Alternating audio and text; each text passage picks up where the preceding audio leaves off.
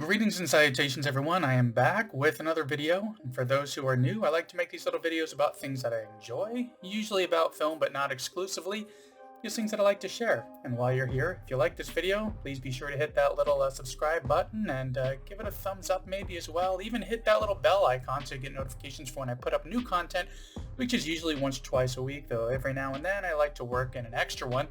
While you're here, also check out my back catalog, see if there's something that you like, and consider sharing both this channel and this video around, as it really does help quite a bit.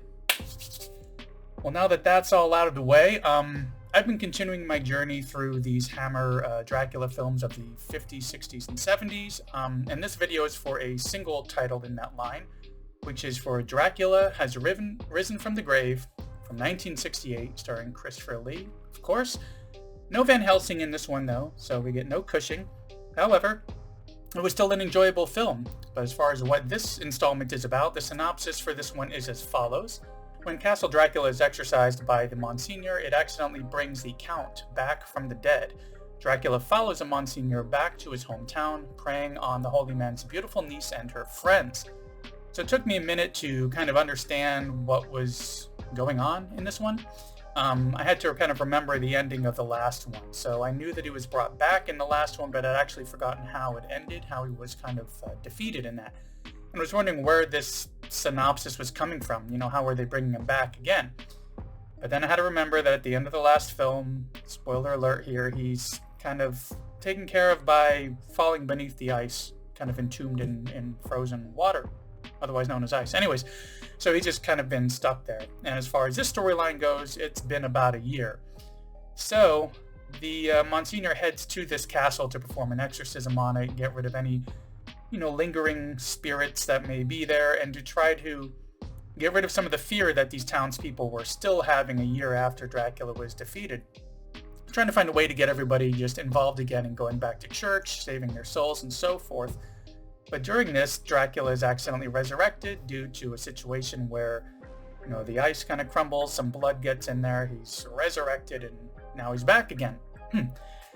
So overall, this is a pretty decent film. I mean, Christopher Lee, of course, was, menacing as usual. And it's really strange looking at things. One of the things I noticed was that, just like in the previous films, his eyes being very bloodshot, and I just kind of worry what they had to do back then to get that effect, because I don't know if they had those kinds of contacts. I always wonder if they're doing something crazy like putting mercury in their eyes or asbestos in their veins or something, not knowing what kind of problem it's going to cause.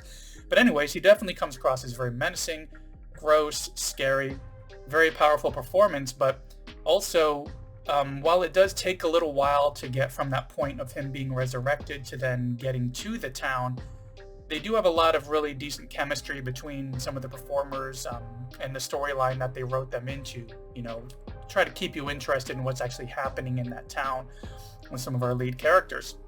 So it does lull a little bit throughout that point, but I think that this is mainly because, now that I'm more familiar with this incarnation of Dracula and Christopher Lee's performance and becoming a fan of it, I'm going into these now with this mindset of just show me more Count Dracula already. It's like once you've seen that, you just kind of want more of it. So it's a little bit harder to get through those lulls in the story where they're trying to get you more connected to some of the characters who are not then going to have to deal with the Dracula situation.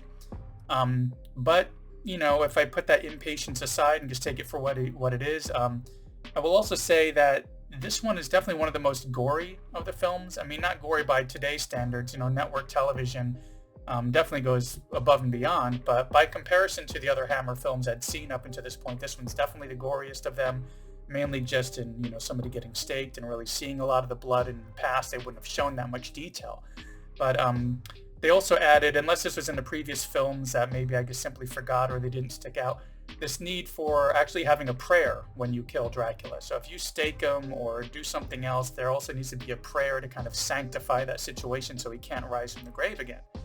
But overall, this is a pretty fun installment in the series, and it's got me to this point now where I just want to see the next one. I want to see how are they going to bring him back in the next one, because I got a few more after this one, and I've really been enjoying them, and it's also getting me more excited about when I start diving into more of the Frankenstein films that they have as well.